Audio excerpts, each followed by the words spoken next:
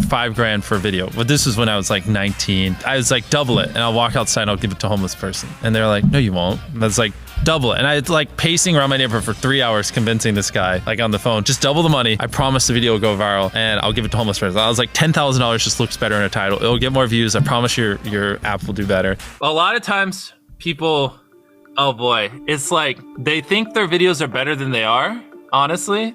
And that tell them, Jimmy, tell them. I mean, they do that, and they have horrible friend groups because you really are like the type of YouTubers you hang around. It's getting people with the right YouTuber friend group that aren't pussies and will actually tell them when their content's bad and like actually roast it and help them get better in a nice, positive way. Basically, what I did was I've somehow found these other like 4 lunatics. 3 of us were college dropouts. 1 was a high school dropout, and 1, I don't know, he just like quit his job. We all were super small YouTubers, and we basically talked every day for 1,000 days in a row and did nothing but just like hyper study like what makes a good video, what makes a good thumbnail, what's good pacing, like how to go viral. We would just get on Skype every morning, and like some days like I'd get on Skype at 7 a.m. and I'd be in the call until like 10 p.m. and then I'd go to bed, I'd wake up and I'd do it again. We'd do things like take 1,000 thumbnails and see if like there's a correlation to the brightness of the thumbnail to how many views it got. Imagine a world where it's just you working solo and you work 12 hours a day every day for like a year. And you're just grinding, you make a mistake, you learn from it, you grind, you make a mistake, you learn from it, and you do that for like a year. And then imagine a different world where you have 4 friends who are also equally grinding in something similar. Friend number 1 makes a mistake on Friday, he teaches the other 4 people. Friend number 2 makes a mistake the next week, teaches everyone. And then like you're all learning from each other's mistakes. You're all constantly studying 24/7 and downloading each other.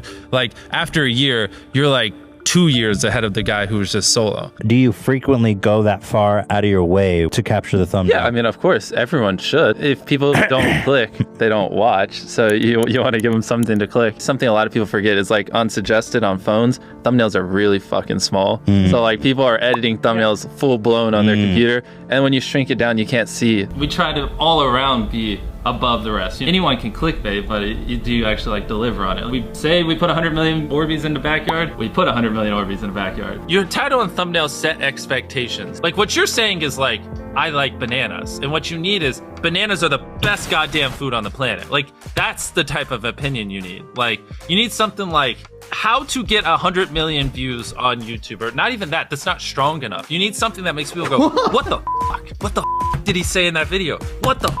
I need to know. At the very beginning of the video, to minimize drop-off, you want to assure them that those expectations are being met. If you're putting 1 million Orbeez in a pool, don't start the video with you shopping for, you know, your mom's birthday present. At the beginning of the video, just say, this is 100 million Orbeez. We're gonna fill this pool and this entire backyard with them. Match the expectations, and then you want to exceed them. So you want to assure people that what they clicked on is what they're getting, and then blow their mind and be like, but you're also getting even more. Anytime you say the word algorithm, just replace it with audience. The algorithm didn't like that video? No, the audience didn't like that video. If I wasn't retaining a viewer, just would it make sense for you to promote it? Why would you promote a 10-minute video that people watch on average a minute and a half? I mean, every video, even the stupid ones, I learned something. You know, that's something I try to make a very big point of, is like, no matter how bad we mess up, like we sometimes have videos that have horrible retention. It's just like, as long as you learn from it, it's not the end of the world. Every YouTuber says it. It's like, no one will ever be able to replicate my style. I gotta edit it. But newsflash, someone can. It's actually not as difficult as you think. It was good that I got a really strong foundation on how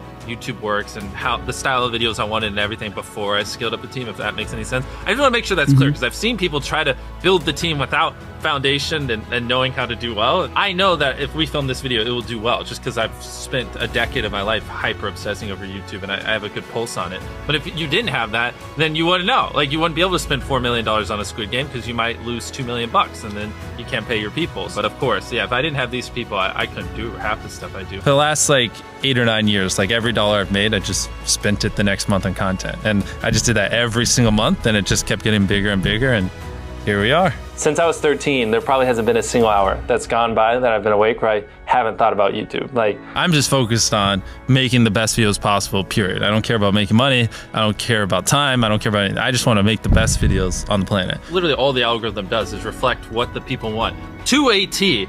And if you deny that, you just make terrible videos and are trying to find a scapegoat. We do our videos in other languages as well. If you Google it, it's like only, whatever, less than 10% of the world speaks English. So 90% of the world can't even enjoy your content. And when I realized that, I was like, wait a minute. 90% of the world can't even watch this stuff. Like, we just started doing this like 6 months ago, and it's crazy like how viral some of these videos Wow, are going. 51 million. In Spanish, the guy who does my dubs is the same guy who dubbed Spider-Man. We managed to convince him. So a lot of those comments are like, why does he sound like Spider-Man? Or is Mr. Beast Spider-Man? To me, what's important is click-through rate, getting people to click on your video, and then average view duration, average view percentage, or just relative retention, and having them watch it. A lot of creators think click-through rate is just like the title and thumbnail and did they click it, but a lot of it too is, did they enjoy your last video? Because if someone watches a video of yours and they loved it, you can bet the next time you recommend it, their chance of clicking is a lot higher. Sometimes we're filming for 3 or 4 days, like 10 hours a day,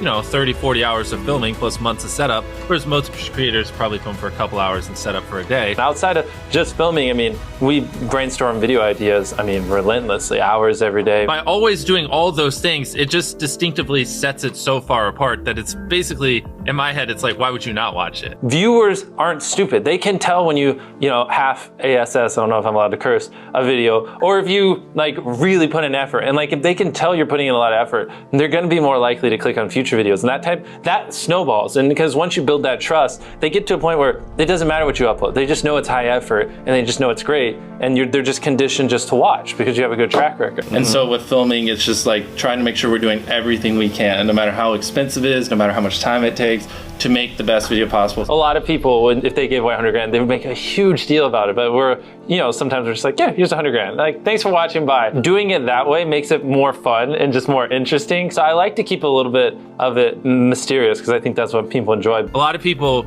aren't willing to put in 10 hours days because they don't like what they're doing. So it's finding what they enjoy, because it is like a long grind. You're doing for years, not months. So if you don't enjoy it, then you're gonna burn out. I just had the blessing of finding what I loved at a young age. So because to get to this level, it takes, a decade. Most people don't find what they love till their young 20s. So they'd be where I'm at in their 30s. Yeah. I just lucked out and found it when I was really young. Living your life chasing a nicer car and a bigger and bigger box to live in is kind of like a dumb way to go about life. I actually, funny enough, I lived in a super below average home. And I kind of learned why famous people don't live in below average homes, because someone broke in, stole everything I owned. So I had to get a little nicer house for security reasons. But before I was robbed, my place is a little duplex, $700 a month. You get a roommate's $360 split. People think just because you go for views means you can't have fun, but you can pull views and you can have fun, which is what we purposely try to do. If you're not doing something that's just inherently fun to you, you're just quit. Just give up. You gotta at least semi-enjoy what you're doing, or you're gonna quit long before it gets to the point where it brings in money or whatever else could be driving you. So find what you love, and then I would just hyper obsess. Make sure no one doing what you're doing is doing it better. Make sure the videos are as good as possible. You can be motivated by more than one thing. I'm motivated because I want to support my mom and my family. I'm motivated because I want to employ my friends and help them. I'm motivated because I want to help other people. I'm motivated because I want to be a YouTuber. I feel like that's another misconception. You can have lots of things that drive you. Absolutely. Yeah. Absolutely. So there's just tons of stuff that drive me.